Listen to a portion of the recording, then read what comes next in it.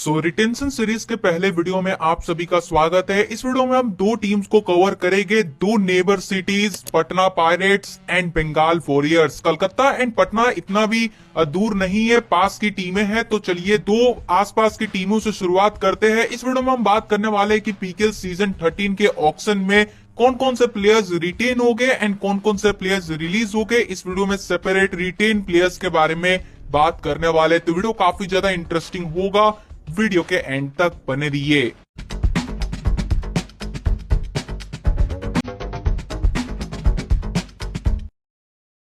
Let's start with Patna pirates. Patna pirates का पिछला season काफी अच्छा गया था। शुरुआती के मैचेस अच्छा नहीं खेल रही थी, लेकिन जिस तरीके से नॉकआउट्स में यहाँ पे परफॉर्मेंस किया, पूरा क्रेडिट जाता है पटना पायरेट्स के डिफेंस एंड अयान लोहचाप को।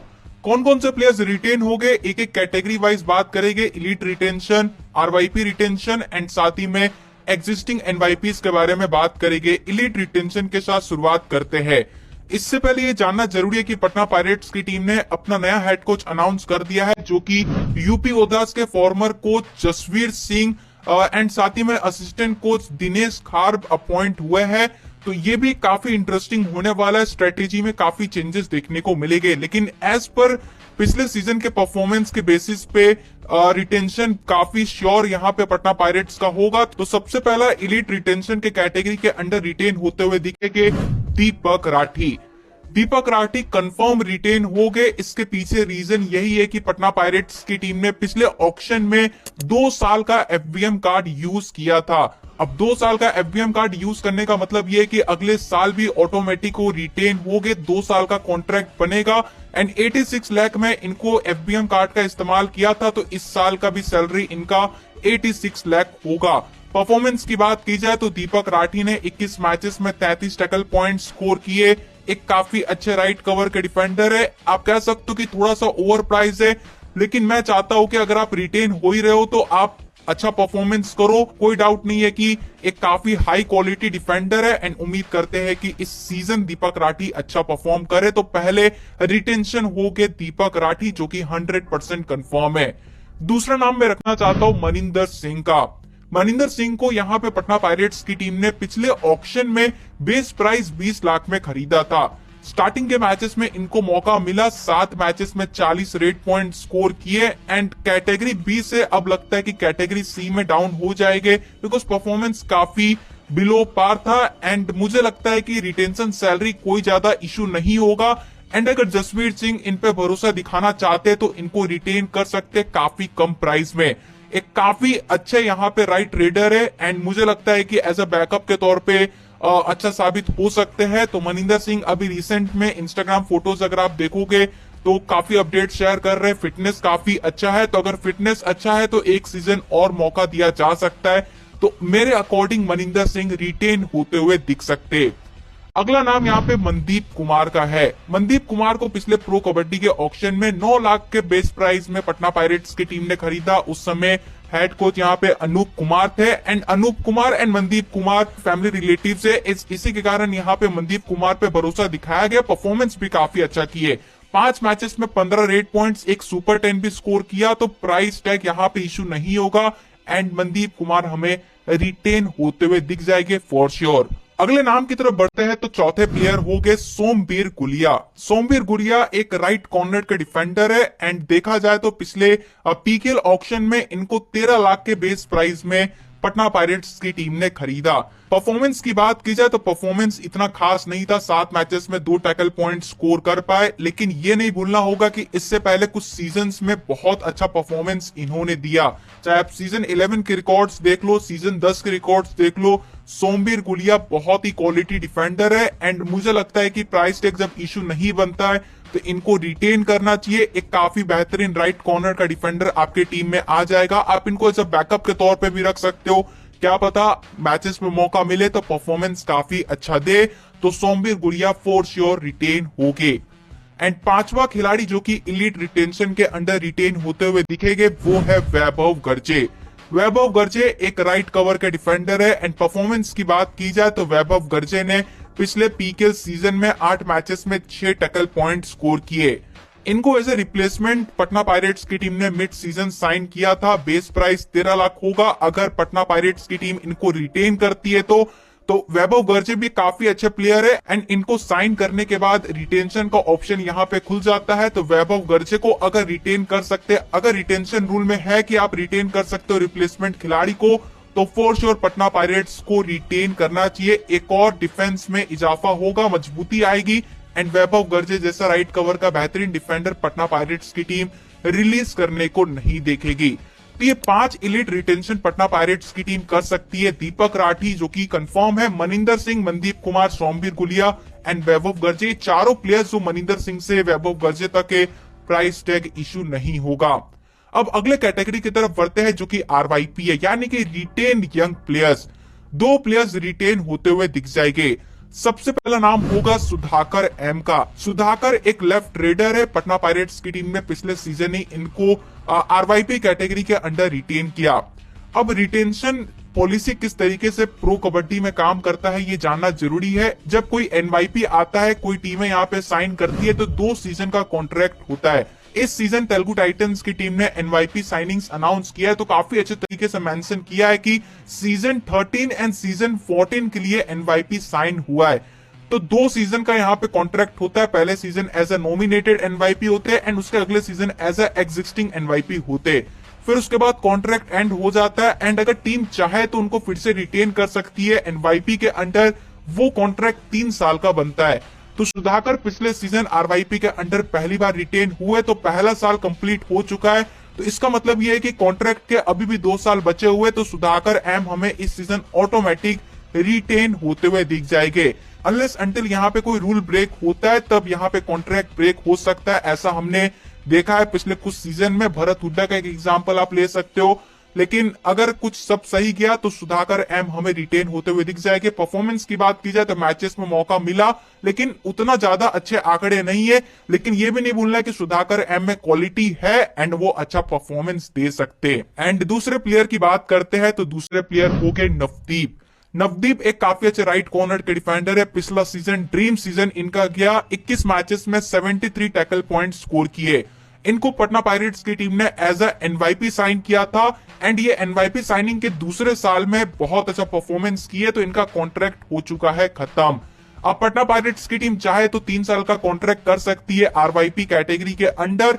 एंड ये देखना होगा कि नवदीप क्या चाहते हैं, क्या वो कम पैसे के अंदर आरवाईपी कॉन्ट्रैक्ट करते या फिर नहीं करते। पटना पायरेट्स की टीम पूरा कोशिश करेगी एंड अगर वो रिटेन हो जाते तो 3 साल के लिए नवदीप हमें रिटेन होते हुए दिख जाएंगे एंड एक काफी क्वालिटी राइट कॉर्नर का डिफेंडर रिटेन होगा।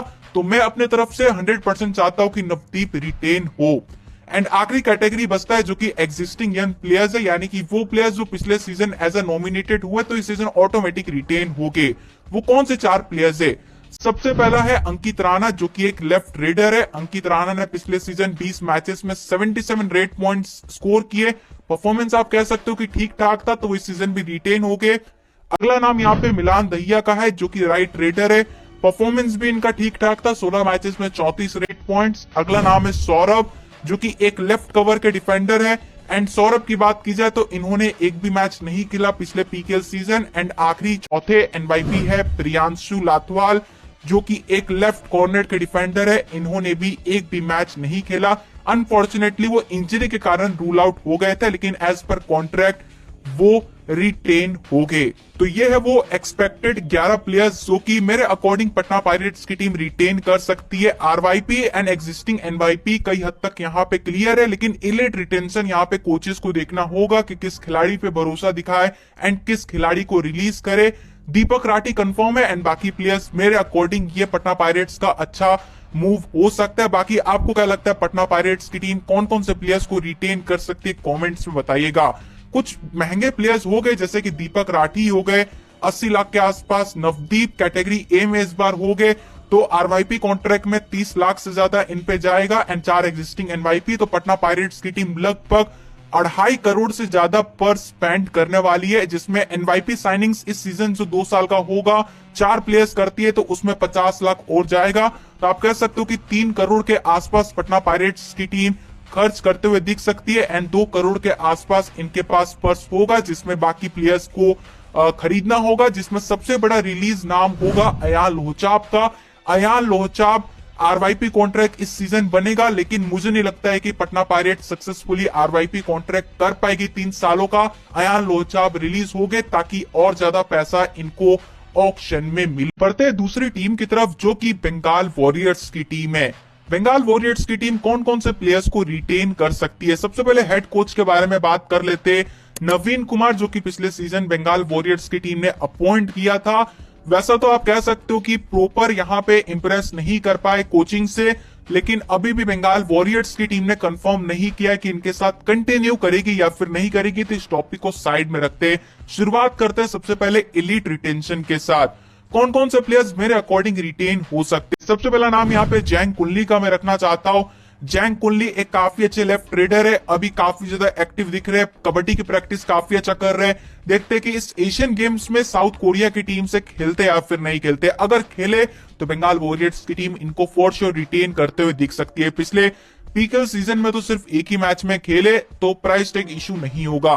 दूसरा नाम है प्रतीक गुलिया का, जो कि काफी अच्छे लेफ्ट कवर के डिफेंडर है। प्रतीक गुलिया की बात की जाए तो पिछले पीकेएल सीजन बंगाल वॉरियर्स की टीम से 12 मैचेस में 18 टैकल पॉइंट स्कोर किए। 13 लाख में यहाँ पे बंगाल वॉरियर्स की टीम ने ऑक्शन में खरीदा था, एंड अगर रिटेन करती है तो 10 से 15% इंक्रीजमेंट होगा, तो 15 लाख के आसपास रिटेन हो जाएंगे। तो लेफ्ट कवर के बहुत ही कम क्वालिटी प्लेयर होते हैं प्रो कबड्डी लीग में, तो अगर आपके पास है तो आप इनको रिटेन करोगे तो प्रतीक गुलिया हमें रिटेन होते हुए दिख जाएंगे। अगला नाम यहाँ पे मयूर कदम का है, जो कि राइट कवर के डिफेंडर है। मयूर कदम की बात की जाए तो पिछले सीजन रूल आउट हो गए थे, 7 ही मैचेस खेले, 7 टैकल पॉइंट स्कोर किए। फॉर श्योर मयूर कदम एक काफी अच्छे डिफेंडर है। अब देखना होगा कि बंगाल वॉरियर्स की टीम भरोसा दिखाती है या फिर नहीं दिखाती है, लेकिन चाहे तो इनको भी रिटेन कर सकती है। चौथा नाम है आशीष मलिक का, जो कि एक लेफ्ट कॉर्नर के डिफेंडर है। आशीष मलिक की बात की जाए तो 15 मैचेस में 47 टैकल पॉइंट स्कोर किए। इनको ऑक्शन में बंगाल वॉरियर्स की टीम ने सिर्फ 13.10 लाख में खरीदा था। कैटेगरी सी के प्लेयर उस समय थे, लेकिन मुझे लगता है कि परफॉर्मेंस के कारण कैटेगरी बी में प्रमोट हो गए, तो रिटेंशन सैलरी थोड़ा सा इंक्रीजमेंट होगा। एंड बंगाल वॉरियर्स की टीम अगर इनको रिटेन कर पाती है तो एक काफी यहाँ पे आप कह सकते हो कि सस्ते में एक काफी क्वालिटी प्लेयर यहाँ पे इनको मिल जाएगा। तो Ashish Malik for sure Bengal Warriors को रिटेन करना चाहिए। अगला नाम है नितेश कुमार का, जो कि एक राइट कॉर्नर के डिफेंडर है। नितेश कुमार ने पिछले पीकेएल के सीजन में 11 मैचेस में 13 टैकल पॉइंट स्कोर किए। इनको 20 लाख में खरीदा था, एंड मुझे लगता है कि रिटेन कर सकती है। 20 लाख थोड़ा ज्यादा है, लेकिन कैटेगरी बी में थे पिछले PKL season and category C में डाउनग्रेड हो गए, तो आप कह सकते हो कि प्राइस भी डाउन होगा।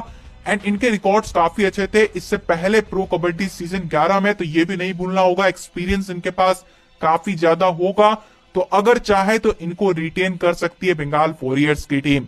अगला नाम यहाँ पे अंकित धुल का है। अंकित धुल एक ही राइट कॉर्नर के डिफेंडर है, एंड देखा जाए तो अंकित धुल को 9 लाख में ही खरीदा था। एक कैटेगरी डी के प्लेयर थे, एंड कैटेगरी सी में इस बार आ जाएंगे। 16 मैचेस में 26 टैकल पॉइंट स्कोर किए, तो काफी अच्छे प्लेयर है, इनको बंगाल वॉरियर्स की टीम रिटेन कर सकती है। एंड आखिरी नाम मैं रखना चाहता हूँ फूल चंद्र का।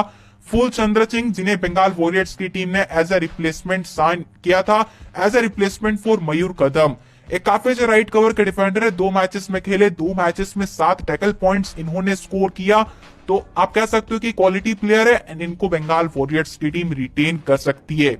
अब अगले कैटेगरी की तरफ बढ़ने से पहले इस पे थोड़ा नजर डालना होगा। आप देख सकते हो कि 7 एलिट रिटेंशन मैंने आपको बता दिए, जिसमें सिर्फ आशीष मलिक है जो कि कैटेगरी बी में एंड कर सकते हैं, एंड बाकी जितने भी प्लेयर्स है वो कैटेगरी सी के अंडर जाएंगे। एंड प्रो कबड्डी के रिटेंशन के पॉलिसी के अंडर आप किसी भी कैटेगरी में मैक्सिमम 2 प्लेयर्स को रिटेन कर सकते हो, वो भी एलिट रिटेंशन कैटेगरी में। तो इतने सारे कैटेगरी सी के प्लेयर्स तो कंफर्म है कि रिटेन नहीं हो गए। तो अगर इसमें से सिर्फ 2 प्लेयर्स को चूज करना हुआ तो मैं प्रतीक गुलिया को चूज करूंगा, एंड साथ ही मैं अंकित धुल को चूज करूंगा। अंकित धुल एक काफी क्वालिटी प्लेयर है, बंगाल वॉरियर्स की टीम इनको ऑक्शन में नहीं जाने देने वाली है। एंड एक प्रतीक गुलिया जो कि एक काफी प्रोमिसिंग लेफ्ट कवर के डिफेंडर है, तो इनको भी रिटेन करेगी। बाकी मयूर कदम एंड नितेश कुमार को मुझे लगता है कि कम पैसे में एफवीएम कार्ड का यूज किया जा सकता है। बाकी जैंग कुल्ली एंड फूल चंद्र सिंह, इन्हें कम प्राइस में वापस ऑक्शन में खरीदा जा सकता है। तो एलिट रिटेंशन 7 आप कह सकते हो, लेकिन जिसमें 3 कंफर्म हो गए, प्रतीक गुलिया, अंकित धुल एंड आशीष मलिक। अब इसी के साथ अगले कैटेगरी की तरफ बढ़ते हैं जो कि आरवाईपी यानी कि रिटेन यंग प्लेयर्स। इसमें एक ही प्लेयर रिटेन होता हुआ दिख सकता है जो कि मनजीत चौधरी है। मनजीत चौधरी एक लेफ्ट कवर के डिफेंडर है एंड इनका 2 सीजन का एनवाईपी कॉन्ट्रैक्ट हो चुका है खत्म। पिछले पीकेएल सीजन काफी अच्छा परफॉर्मेंस किया, 15 मैचेस में 22 टैकल पॉइंट स्कोर किया एंड अगर इस सीजन रिटेन करती है तो 3 साल का आरवाईपी कॉन्ट्रैक्ट बनेगा एंड अगर कॉन्ट्रैक्ट बन जाता है तो एक और लेफ्ट कवर का काफी अच्छा डिफेंडर आप सिक्योर कर लोगे अगले 3 साल के लिए। तो मुझे लगता है कि आरवाईपी कॉन्ट्रैक्ट साइन होना चाहिए, मनजीत चौधरी को खरीदा जा सकता है, अच्छा परफॉर्मेंस आने वाले सीजन में दिखा सकते हैं। तो मनजीत चौधरी को आप आरवाईपी के अंडर रिटेन होते हुए देख सकते हो। एंड बच गए हैं एग्जिस्टिंग एनवाईपी जो कि पिछले सीजन नॉमिनेट हुए थे। वो कौन से 4 प्लेयर्स है? सबसे पहले पुनीत कुमार जो कि एक लेफ्ट रेडर है। पुनीत कुमार की बात की जाए तो पिछले पीकेएल सीजन में 8 मैचेस में 13 रेड पॉइंट स्कोर किए। दूसरे एनवाईपी है रचित यादव जो कि एक राइट रेडर है। परफॉर्मेंस की बात की जाए तो एक भी मैच में खेलने का मौका नहीं मिला। अगले है मनप्रीत की बात की जाए तो पिछले पीकेएल के सीजन में 16 मैचेस में 49 रेड पॉइंट स्कोर किया। एंड चौथे एनवाईपी है अमनदीप जो कि एक राइट कॉर्नर के डिफेंडर है। परफॉर्मेंस की बात की जाए तो 1 मैच खेले एंड 1 टैकल पॉइंट इन्होंने स्कोर किया। तो ये 4 players as a existing NYP में रिटेन होते हुए दिख जाएंगे। एंड बंगाल वॉरियर्स के कैंप से कोई बड़ा रिलीज की बात की जाए तो वो एक ही नाम है जो आप सभी को दिख रहा होगा, देवांग दलाल। देवांग दलाल फॉर श्योर पिछले सीजन काफी अच्छा परफॉर्मेंस किए, 16 मैचेस में 271 रेड पॉइंट्स, लेकिन रीजन इनका रिलीज का है प्राइस टैग। पिछले पीकेएल ऑक्शन में 2.205 करोड़ में इनको खरीदा था, तो इस पे और इंक्रीजमेंट होगा कुछ परसेंटेज का। तो मुझे नहीं लगता है कि इतना ज्यादा पैसे अगर आप इन्वेस्ट करोगे तो अच्छा कोर प्लेयर्स को बना पाओगे। तो ऑक्शन में जाएंगे एंड अगर कम पैसे में एफबीएम कार्ड का यूज कर सके तो एफबीएम कार्ड इन पे इस्तेमाल होगा। As of now Devang Dalal release होते हुए दिख जाएंगे। बाकी अगले वीडियो के लिए इंतजार कीजिए जिसमें और 2 टीम्स को कवर करेंगे। आप कौन से 2 टीमों पे वीडियो देखना चाहते हैं आप कमेंट्स में जरूर बताएगा।